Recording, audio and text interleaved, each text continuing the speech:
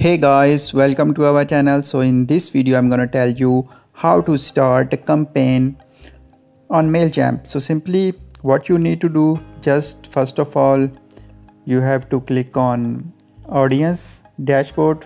So simply here just click some contacts here. So if you already have contacts, it will be appeared here. So simply you can see we have opened this, and here you can copy paste or you can upload. So this is your choice. Just I am typing some contacts here. So type first contact, and also I am going to add the second one, and now I am going to add the third one. So after adding all these contacts here, simply proceed to next step. So here you can select subscribe or unsubscribe option. So here you can add tag. Now move to next.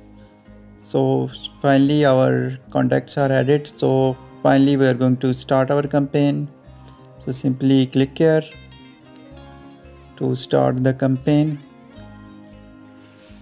So when you click here, you can see you will be moved to the next session and its template.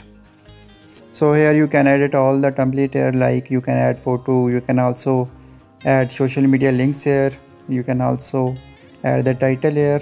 Now proceed to next step.